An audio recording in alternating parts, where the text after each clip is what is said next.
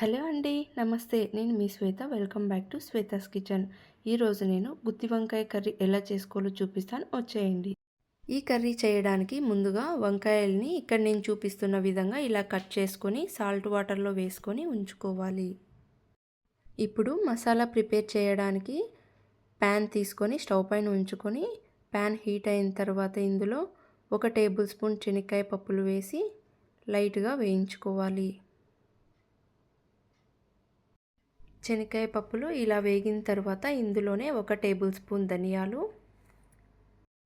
1 tea spoon జీలకర్ర, half tea spoon మెంతులు వేసి వేయించుకోవాలి.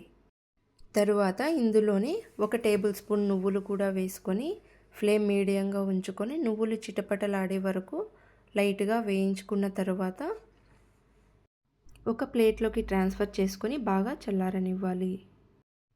ఈ మసాలా దినుసులన్నీ చల్లారిన తర్వాత ఒక మిక్సీ జార్ తీసుకొని మసాలా దినుసులు మిక్సీ జార్లో వేసుకున్న తర్వాత ఇందులోనే తగినంత కొబ్బెర, కట్ చేసి ఉంచుకున్న ఒక ఆనియన్, 2 టమోటాలు, 3 ఇంచుల అల్లం, 10 వెల్లుల్లి రెబ్బలు వేసుకొని తగినంత చింతపండు కూడా వేసుకోవాలి.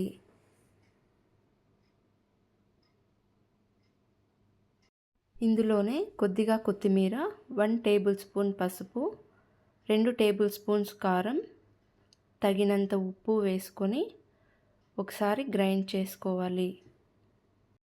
ఇలా ఒకసారి గ్రైండ్ చేసుకున్న తర్వాత కొద్దిగా వాటర్ యాడ్ చేసుకుంటూ మసాలాని మెత్తగా గ్రైండ్ చేసుకొని పక్కన ఉంచుకోవాలి. ముందుగా కట్ చేసి ఉంచుకున్న వంకాయలకి ఇలా మసాలా పెట్టుకొని పక్కన ఉంచుకోవాలి. తరువాత మనం కర్రీ వండుకునే పాత్ర స్టవ్ పైన ఉంచుకొని తగినంత ఆయిల్ వేసుకొని ఆయిల్ హీట్ అయిన తర్వాత 1 టీ స్పూన్ ఆవాలు, హాఫ్ టీ స్పూన్ జీలకర్ర, కొద్దిగా మెంతులు, 2 ఎండుమిర్చి, సన్నగా పొడవుగా తరిగి ఉంచుకున్న ఆనియన్, కరివేపాకు వేసి వేయించుకోవాలి.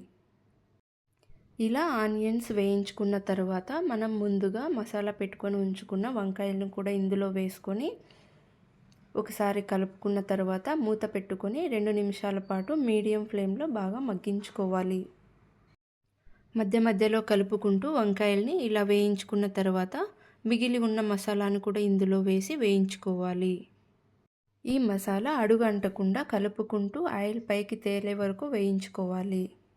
మసాలా వేగిపోయిన తర్వాత తగినన్ని వాటర్ వేసుకొని ఉప్పు చెక్ చేసుకొని ఒక 5 నిమిషాల పాటు మీడియం ఫ్లేమ్లో ఉంచుకొని వంకాయల్ని బాగా ఉడకనివ్వాలి. వంకాయలు ఉడికిన తర్వాత కొత్తిమీరతో గార్నిష్ చేసుకొని సర్వ్ చేసుకుంటే మన గుత్తి వంకాయ కర్రీ రెడీ అయిపోతుంది. ఈ కర్రీ మీకు నచ్చినట్లయితే లైక్ చేసుకొని సబ్స్క్రైబ్ చేసుకొని ఈ కర్రీ మీకు ఎలా వచ్చిందో కామెంట్ సెక్షన్లో కామెంట్ చేయండి. Thank you for watching.